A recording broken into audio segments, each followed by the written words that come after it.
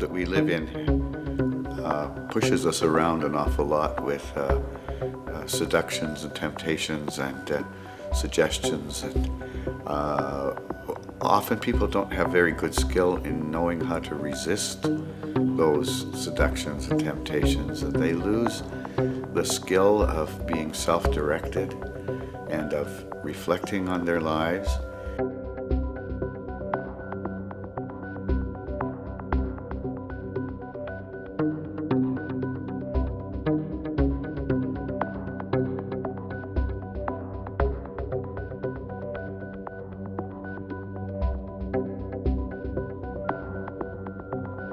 More and more we're having less leisure, and we work harder in order to provide livings for other people who don't work.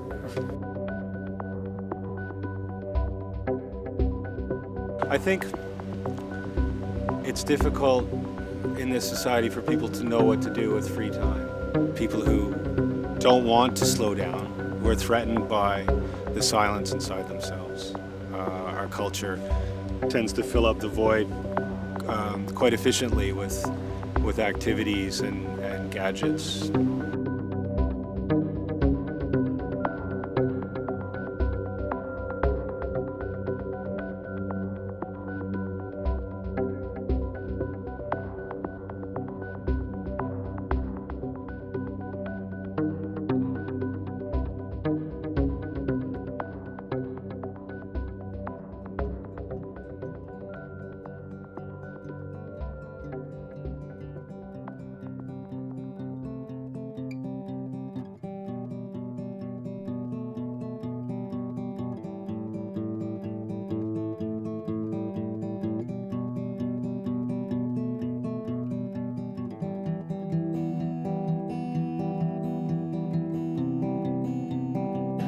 I've had the privilege of being with probably around 400 people as they died, and with them when they died. And so I've had the opportunity to observe that process and how it works for many people. And I never met a person who boasted at that stage of life about what they had acquired, what they had collected, what kind of vehicles they had or homes they had. That was the time in their lives, or that is the time in people's lives, when they reflect on the love that they have known and have shown to others and have received from others, and the satisfactions that they have had from either having spouses or raising children or teaching, working in professions that generally have been helpful to other people. They count great satisfaction in that. I think that to live a sustainable lifestyle in this era, in this generation, requires us to take a step back and perhaps, you have to distance yourself to a certain extent from the mainstream, which is seems to be all about gobbling up the resources as fast as we can use them. And so I think there's an element of maybe curbing your own appetites a little bit, and discovering what you can do without and what really brings you satisfaction. It doesn't matter who we are. It's good for all of us if we do 4 hours of bread labor a day, 4 hours to earn our physical keep. That's 3 hours for yourself and an hour for people who can't work for themselves. And that if everybody does that, and if we don't have to support people above us in various hierarchies who don't do any bread labor, then that's all you have to do, is that 4 hours a day. It's the programming, the social programming of you are a kid, and then you go and you start doing your summer jobs, and you get a career, and you get married, and you have kids, and it's still running. The program is still running, and a lot of people choose to buy into it because it's easy. Why do we sell out on ourselves so much? I mean, that's really the deeper question. I think it's like so many things in life. We're left with our excuses for not doing things, or we're left with the satisfaction of having done them. And the excuses are usually more comfortable. I think a lot of it has to do with perhaps lack of lack of imagination and lack of courage, thinking that we don't have the right to do what we really want to do. But to live an intentional life is a tall order. It's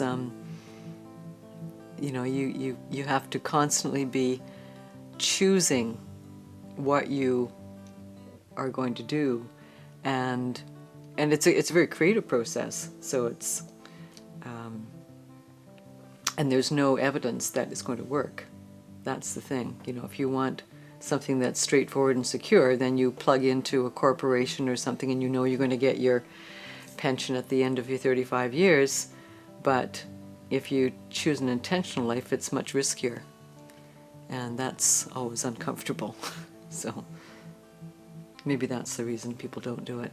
The work, if you call it that, is and you sort of have seen work now with a capital W. So it's something other than this job that you get paid for.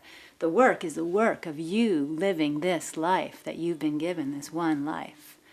And whatever biological, psychological needs you have that can be fulfilled by this thing called money, you do those things that are aligned with your purpose. And if we're all really in our purpose, man, we're going to be serving each other incredibly in really healthy ways. What do I want to experience as a human being in my life? I want to build a house. I want to grow my food. I want to raise children. I mean, very basic, elemental things. Those are the things that really create satisfaction, create sustainability, if you like, create community. In doing counseling with older people on some occasions, having retired from careers in which they had a fair amount of importance and in which they received a sense of self-esteem. And when those supports are gone and they begin to reflect on their lives, they go into a kind of mourning for their life. They might have made choices that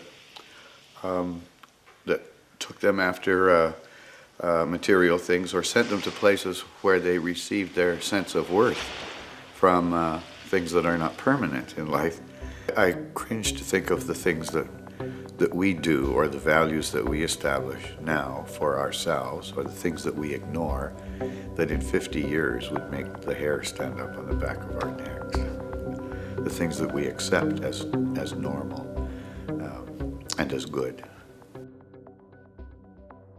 Trust that the universe will provide for you. You ask the universe what it is you want and you need, which are two things most people don't even know. And to go into yourself enough to find out what are my absolute needs, what are my true needs, and what are my wants and desires. Remain optimistic. Try to stay away from terminal cynicism and despair. When we think there's nothing else that we can do, there's always other things we can do. Sometimes we just have to go a little bit sideways. So I think anybody who lives by their passion is like that, artists, musicians, anybody who really has something that they care enough about to put up with the inconveniences will be like that. And anybody can do it, really. But it won't always give you the rewards and the goodies that society may congratulate you for. So you have to be a bit of a free spirit, I suppose. When I think I was about 22, 21. It was in 1967. I was a radiographer, and I was pushing a little old lady down the hall in a wheelchair in a small rural hospital in Manitoba, and I was going to do a chest x-ray on her. And I've always enjoyed elderly people. And I made a comment to her. I looked at the requisition and I saw that she was 97 years old. And I said something to the effect of, you're 97 and you're in pretty good shape. We had been chatting quite a bit. She was very bright, had all her marbles. And she said, oh yes, she says, I've had a wonderful life. And I do have all my marbles, and I am 97 years old. And I don't know why, but I asked her, I said, if you had your life to live over again, would you do many things differently? And she thought for a moment, and she said, there are little changes, a few little changes, but not many. And then she reached up and she grabbed me by the lapels and pulled me down nose to nose with her and said, but one thing I would change. You listen to me, young man. So the one thing that I would change the most is that I would live every day twice as much, because it's so short. She'd look at my face, and her face looked like a plowed prairie field. It was beautiful. And she said, I look in the mirror and I see a 97-year-old woman, but in my heart, I'm still a 17-year-old girl.